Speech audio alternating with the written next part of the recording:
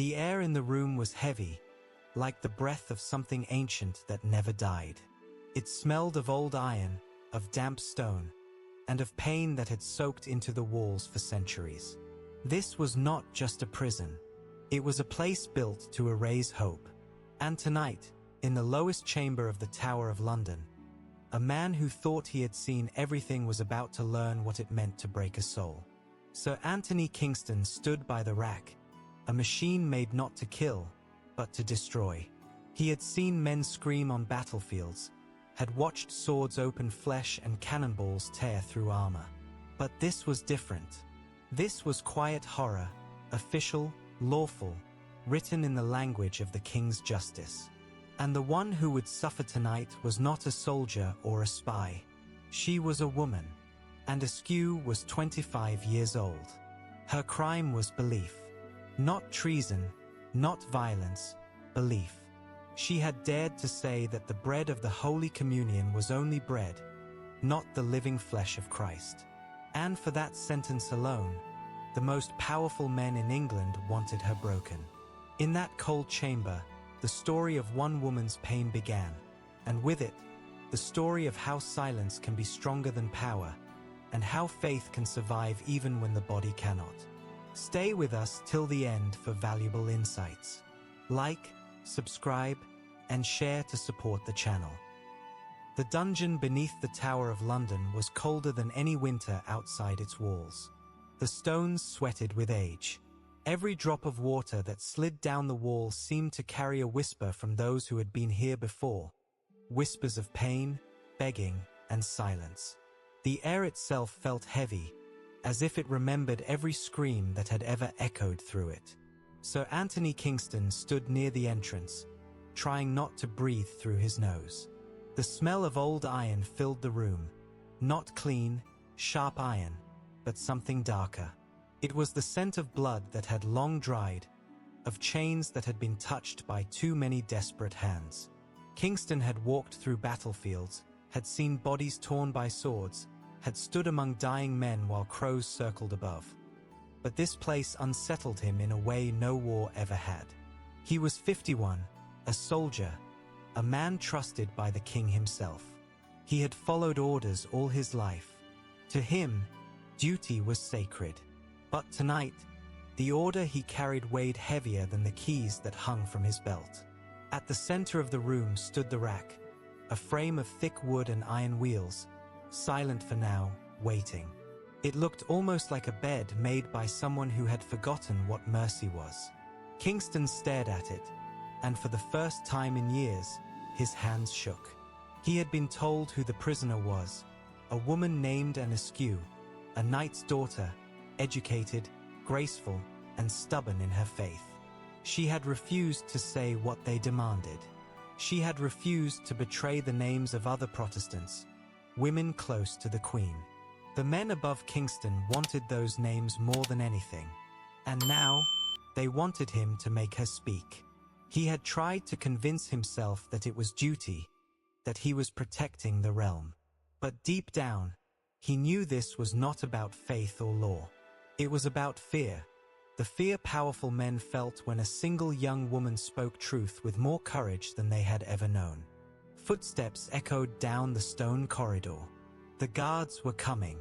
Kingston took one long breath and steadied himself. He had promised he would do only what was necessary, not one turn of the wheel more. But even as he told himself that, a voice inside whispered that what he was about to do would stain him forever. The door opened. Between the guards walked Askew. Her hair hung loose, her skin pale from weeks in the dark, her eyes calm, too calm for this place. She looked not like a criminal, but like someone who had already made peace with everything that could happen next. Kingston looked at her and felt something in his chest shift. Pity was not a feeling he allowed himself. But tonight, it came uninvited. "Do you understand why you are here?" he asked quietly, and nodded. "Because I would not lie," she said. Her voice was soft, almost kind. The sound of chains echoed as she stepped forward. Somewhere in the shadows, the iron wheels of the rack waited for the first turn. and stood before the rack without flinching. The light from the torches flickered against her face, throwing strange shadows across the stone walls. Her linen shift clung to her thin frame. The air was so cold that her breath came out in small white clouds. Yet her voice, when she spoke, was steady. "I am not afraid," she said. "The Lord is my strength." Kingston heard those words and looked away. He wished she hadn't said them. Courage made what was about to happen harder to bear. A guilty man's fear gave reason to cruelty. But Anne's calmness left no place for excuses. He motioned to his guards.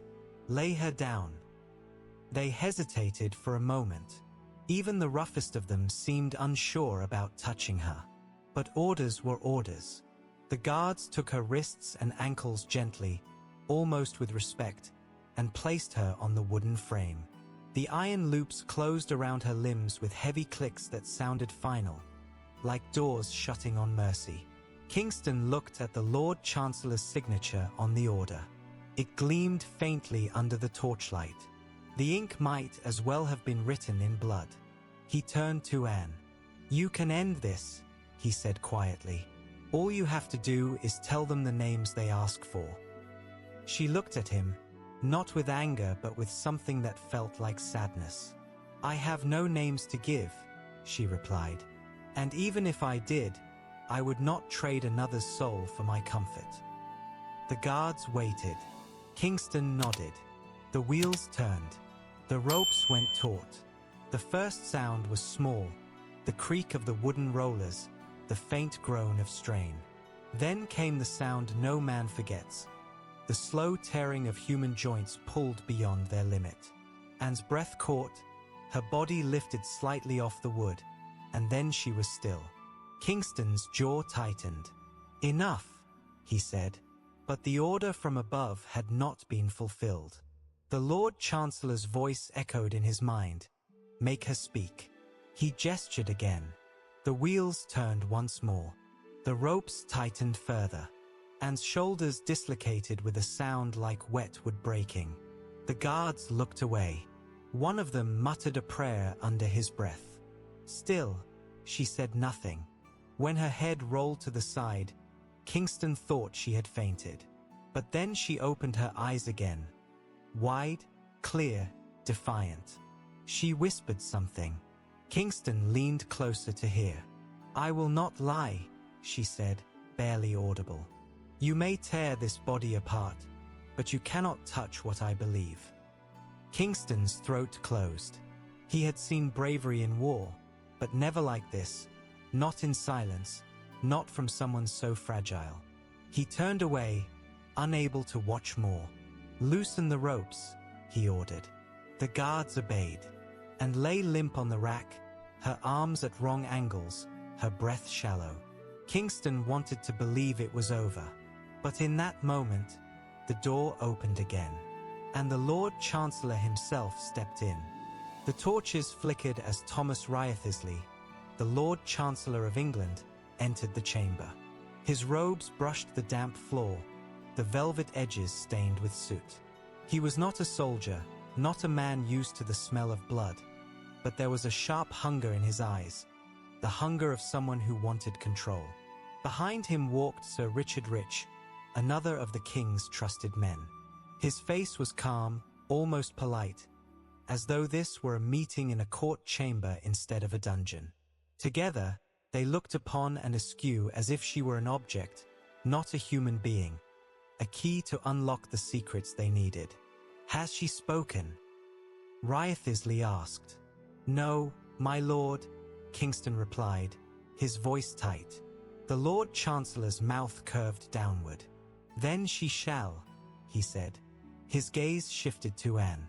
"You have one chance to serve the king and the church. Give us the names of those who share your heresy, and you will live." Anne turned her head slowly toward him. Even through the haze of pain, her voice was calm. "I know of no heretics," she said, "but I know many who love God more than fear men." Wriothesley's face hardened. "Enough," he snapped. "Turn the wheels." Kingston froze. He had already reached his limit. "My lord," he said carefully, "she has endured enough.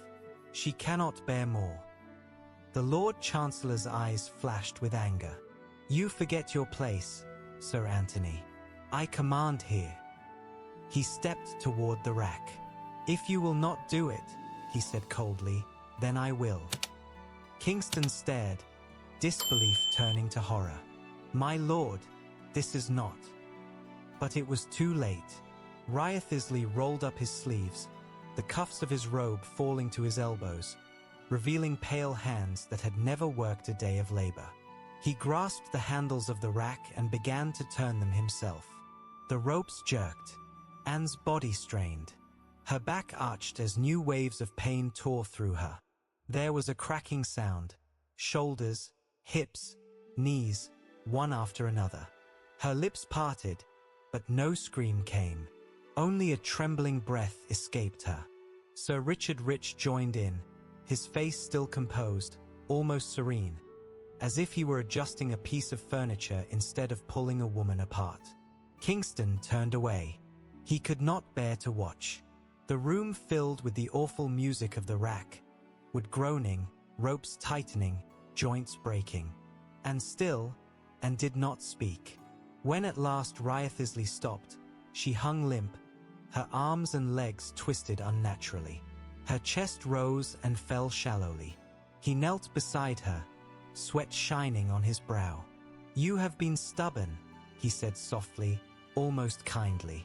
"Do you see now what your silence costs you?" Anne's eyes opened slowly. "It costs me less than what it costs you," she whispered. For a long moment, no one spoke. Even the Lord Chancellor's face seemed to falter. Then he stood abruptly, straightened his robe, and ordered, "Take her down." As the guards unfastened the ropes, Anne's body fell forward. She could not move her arms or legs. Kingston rushed forward to catch her before she hit the floor. She was light, frighteningly light, like a child or a broken doll. He looked up at Wriothesley, disgust burning in his throat. "You will answer for this," he said quietly. The Lord Chancellor's expression did not change. "No," he said, "she will." Anne was carried from the dungeon like something fragile that might shatter with one wrong touch. Her body hung loose in the guard's arms, her head rolled against her shoulder. The corridor outside was colder than before, and the torches burned low, their light trembling against the wet stones. They took her to a small chamber high in the tower, a room with one narrow window that let in no warmth, only a thin strip of moonlight. There, they laid her on a straw mattress. She did not cry out. She did not speak. She only breathed, slow, shallow, deliberate, as if each breath was a decision. Sir Anthony Kingston stood by the door.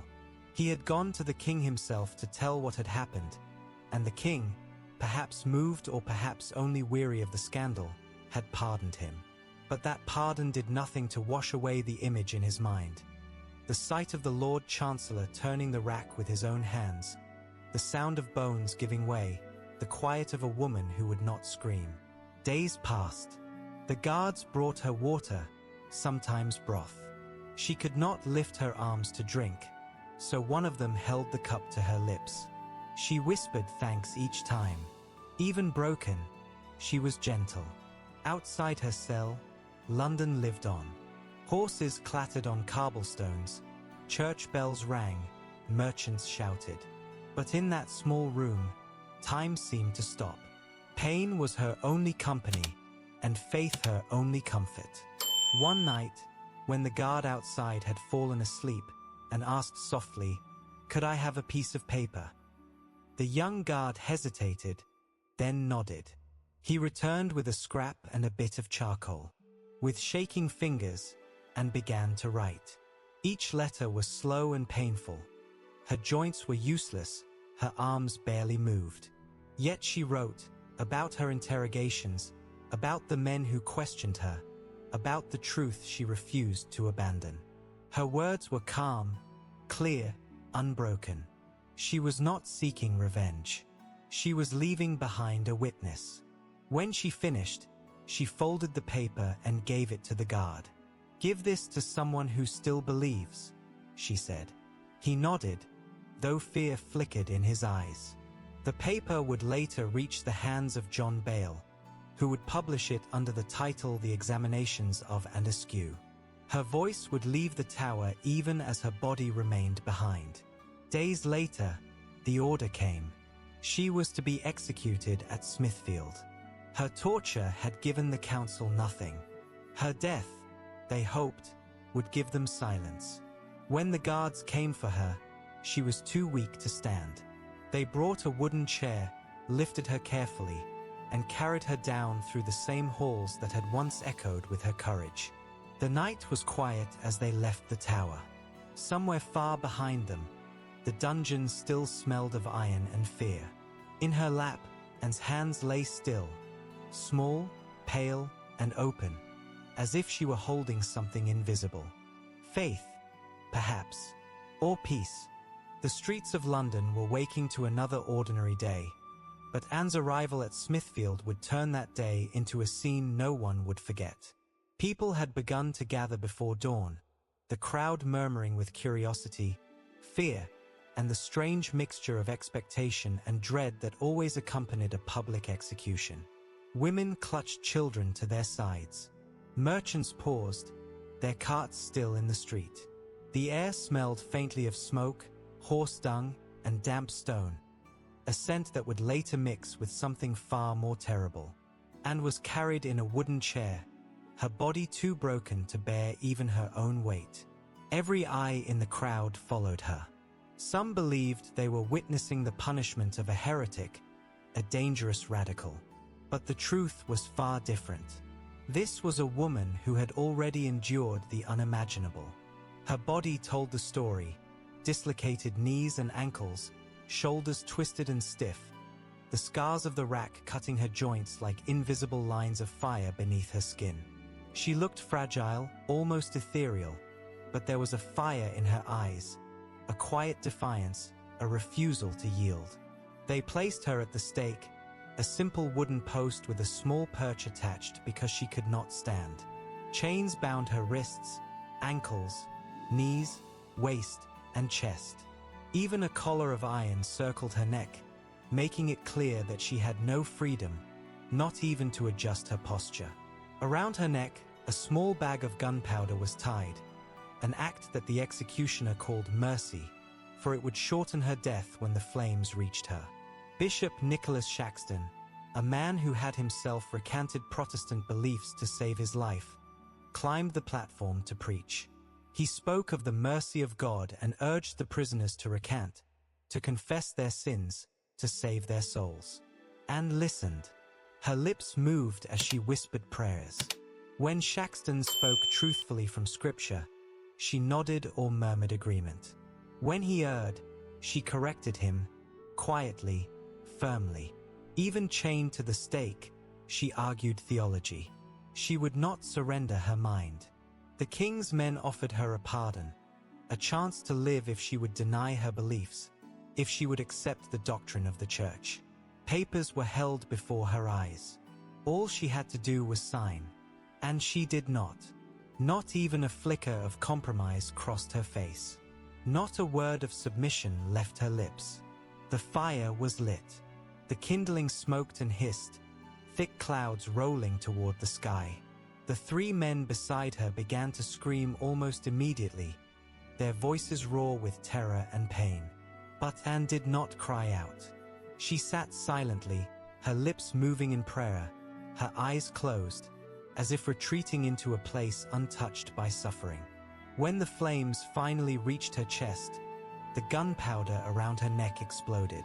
The fire claimed her body, but death came fast, far faster than it had for the men beside her. Witnesses later spoke of the moment with awe and horror. A sudden darkness rolled across the sky, thunder cracked, and many took it as a sign of divine anger, as if heaven itself mourned what had been done to her. Anne was 25 years old. A mother, a woman broken by the rack, a woman chained, bound, burned. And yet, in her silence, in her refusal to recant, she had turned her execution into a statement more powerful than any words could convey. The crowd eventually dispersed, leaving behind only ashes, smoke, and memory. But Anne's story did not end there. Her words, her courage, her silence, they would echo far beyond Smithfield. And Askew's death did not fade quietly into history. Even as the smoke cleared over Smithfield and London returned to its everyday rhythms, her story traveled like wildfire through England. People whispered it in markets, in taverns, in homes. Some spoke in horror, others in reverence. What they all understood, even if they did not fully grasp the theology or politics behind her execution, was that Askew had faced the most extreme cruelty and had refused to surrender, refused to give her tormentors a single victory beyond the destruction of her body. Her survival through torture had already made her extraordinary, but it was her final act, silence in the face of the fire, defiance in the face of authority, that cemented her place in history. In a time when women were expected to be submissive, her courage became a symbol of moral strength, intellect, and resistance. She had endured the worst humanity could inflict, and yet her mind remained unbroken, her conscience unbent. John Bale, the Protestant propagandist, recognized the significance immediately. He published accounts of her interrogations, her torture, and her execution, emphasizing her unwavering faith and her intellect. Her story became a rallying cry for Protestants across England. It was proof of the cruelty of those in power, and proof that faith and reason could endure even the harshest trials. Through his work, Askew became more than a victim. She became a voice for the voiceless, a beacon of moral and spiritual resistance that no chains, no rack, no fire could silence. Modern historians and psychologists have studied her case as an extraordinary example of human resilience. The physical torture she endured would have destroyed nearly anyone's body and mind. Dislocated joints, torn ligaments, crushed nerves. These are injuries that today require months of surgery, years of rehabilitation, and often leave permanent disability. Her ability to endure such pain without revealing secrets underlines a psychological resistance almost unparalleled in recorded history. But beyond the analysis of pain and psychology lies a deeper truth. Anne's courage was not only personal, it was protective. She suffered to shield others, refusing to speak names or betray those who trusted her. Her silence, a simple yet profound weapon, saved lives and shaped political outcomes. The men who sought to destroy her, powerful figures in the Tudor state, would be judged not just by the authority they wielded, but by the cruelty they showed to a woman who could not defend herself. Her legacy resonates far beyond her own era. And Askew reminds us that moral courage can exist in even the most powerless people, that the human spirit can resist oppression when every physical and psychological force is applied to break it. Governments may wield power, and torture may seem absolute, but her story demonstrates that conscience, intellect, and faith can outlast fear and brutality. Today, the stones of the Tower of London and the grounds of Smithfield carry the silent testimony of her endurance. The places themselves seem to remember her suffering, her defiance, and her ultimate sacrifice. And though centuries have passed, her story challenges each of us. How would we act when faced with impossible choices? How much could we endure to uphold our principles? And Askew's courage invites reflection on the human capacity for resistance, the cost of conscience, and the enduring power of one individual to stand against injustice. Her life and death continue to inspire, not as a tale of abstract history, but as a mirror to the potential within all of us. She endured everything and gave nothing, leaving behind not just ashes, but an echo that still speaks 5 centuries later. Her story is a warning, a lesson, and an inspiration. It is a call to remember that courage is not always loud. Sometimes it is a silence so absolute that it can change the course of history.